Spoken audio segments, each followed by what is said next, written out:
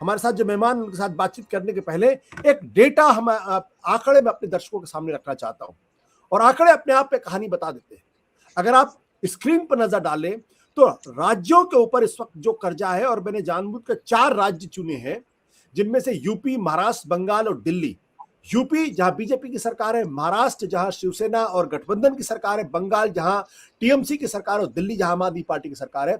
UP के ऊपर 6,53,000 करोड़ का कर्जा है, महाराष्ट्र के ऊपर 6.5 लाख करोड़ का कर्जा है, बंगाल के ऊपर 5 लाख करोड़ का कर्जा है, और दिल्ली के ऊपर 33,000 करोड़ का कर्जा है।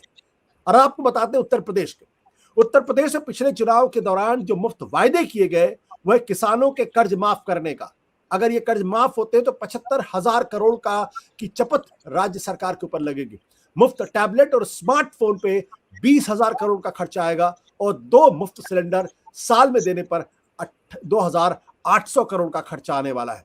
और अगर विकास दर के हिसाब से अगर राज्यों के कर्जों को अगर हम ध्यान दें तो पंजाब में कुल जीडीपी का 56% जो है वो राज्य के ऊपर कर्ज है, राजस्थान में 39%, बंगाल में 38%, केरला में 38%, आंध्र प्रदेश में 37%। यानी ये राज्य वो राज्य हैं जो मैंने बानगी के तौर पर आपके रख रहे हैं, यानी राज्यों की आर्थिक स्थिति अच्छी नहीं है। और इसी तरीके से अगर फ्रीबीज का चलन चलता रहा तो इन राज्यों की हालत खराब भी हो सकती है। जाहिर सी बात है, जब राज्य दिवालिया होंगे तो देश कैसे बचा रह पाएगा। हमारे साथ इस वक्त मौजूद है प्रोफेसर अरुण कुमार जी, हमारे साथ मौजूद है प्लानिंग कमीशन के पूर्व मेंबर संतोष मेहरोत्रा जी, और हमारे साथ मौजूद है राजेश महापात्रा, जो हिंदुस्तान टाइम्स के एडिटर एट लार्ज के तौर पर उन्होंने रिटायर किए हैं। आप सब लोगों का बहुत बहुत स्वागत है। प्रोफेसर अरुण कुमार जी, ये जो सेक्रेटरीज ने जो चेतावनी दी है प्रधानमंत्री जी को, उसमें कितनी सच्चाई है? क्या वाकई कई राज्यों की आर्थिक स्थिति ऐसी हो गई है कि वो श्रीलंका के रास्ते पर जा सकते हैं, यानी पूरी तरीके से दिवालिया हो सकते हैं? देखिए, ये इसमें कई सवाल आपने जोड़ दिए हैं। पहले तो श्रीलंका क्यों बैंकरप्सी के कगार पे पहुंचा, श्रीलंका की हालत क्यों खराब हुई, वो एक बात है। क्या वही बात भारत पे लागू होती है? फिर दूसरी बात, वो क्या वही चीज हमारे राज्यों पे लागू होती है या नहीं? तो ये अलग अलग चीजें हैं। जो श्रीलंका है वो एक बहुत छोटी अर्थव्यवस्था है, उसके कुछ स्पेसिफिसिटीज हैं जो हमारे देश में नहीं है। जैसे कि वहाँ पे टूरिज्म पे बहुत निर्भर करती है अर्थव्यवस्था, टी के एक्सपोर्ट पे बहुत निर्भर करती है उनकी अर्थव्यवस्था, और दोनों में क्राइसिस हुआ है। पैंडेमिक के दौरान उनका फॉरेन एक्सचेंज अर्निंग बहुत गिर गया है, और उसके चलते हुए वहाँ पे फिर खाने पीने के लाले पड़ गए हैं, क्योंकि वो फूड में सेल्फ सफिशिएंट नहीं है। और फिर वहाँ पे ऑर्गेनिक फार्मिंग शुरू कर दी थी, जिससे कि फूड प्रोडक्शन गिर गया था। और फिर अगर आप देखें तो वो जो स्पेसिफिक चीजें हैं वो भारत पे लागू नहीं होती हैं, वो भारत के राज्यों पे भी लागू नहीं होती हैं। तो ये कहना कि श्रीलंका में अगर इस तरह का क्राइसिस आया है तो भारत में भी आ सकता है। सवाल उठता है कि भारत में किस प्रकार का क्राइसिस है, क्यों है, और श्रीलंका में किस प्रकार का है। श्रीलंका में 1977 में लिबरलाइजेशन की नीतियां अपनाई गई थी, हमने तो 1991 में अपनाई है। और 1997 में जब लिबरलाइजेशन की नीतियां अपनाई थी, उसके बाद एलटीटी के साथ वहाँ पे जो इंटरनल डिस्टर्बेंस हो गया था, क्योंकि जो सपोर्ट थी आम जनता को हेल्थ की, एजुकेशन की, वेलफेयर की, वो वहाँ पे कमजोर पड़ गई थी। और इसीलिए फिर वहाँ पे धीरे धीरे युद्ध हुआ, उससे उनकी हालत और खराब हो गई थी। लेकिन जो अभी हालत खराब हुई है वो पहले जो एलटीटी के दौरान भी उतनी हालत कभी खराब नहीं हुई थी। और उसकी वजह यह है कि आईएमएफ की जो कंडीशनैलिटी होती है उसके चलते हुए टैक्स में भारी कटौती की गई। तो एक तरफ टैक्स रेवेन्यू कम हो गया, और दूसरी तरफ जो ये पैंडेमिक के आने से जो वहाँ पे जो हालत खराब हो गई, ये दोनों मिलके वहाँ पे एक क्राइसिस पड़ा है।